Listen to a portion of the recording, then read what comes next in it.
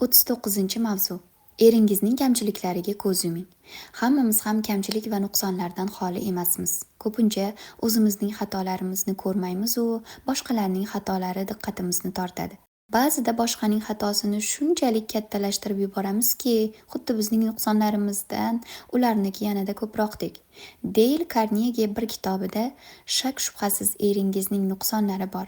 Agar farishta bo'lganida sizga uylanmas edi, deb yozadi. Bu so'z qanchalik haqiqatligini sezayotgandirsiz. Boston universiteti talabalaridan biri tinimsiz erini tanqid qilib to'xtovsiz uning kamchiliklarini yuziga soladigan shikoyatchi bir xotinga "Eringiz vafot etsa nima qilasiz?" deb so'raganida savoli u ayolga qanday ta'sir qilgani haqida aytadi. Bu fikr uni sarosimaga solib qo'ydi. U turgan joyida erining barcha nuqsonini unutib, uning ijobiy tomonlarini sanashga tushib ketdi. Ijobiylik qusurlarini birma-bir yopib ketayotganini ko'rib hayratlandim. Fe'li og'ir, xudbin va qo'pol muomalali kishi bilan turmush quribsiz.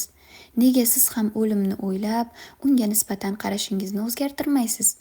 Ko'pgina ayollar erlarini qo'pol va xudbin deb biladilar. Faqat insof bilan muomala qilib, erlarining nuqsonlariga ko'z yumsalar, bu nuqsonlarni ularga deb eslatavermasalar va bu ularga qanday ta'sir qilishini ham bir sinab ko'rsalar, foydadan xoli bo'lmas edi.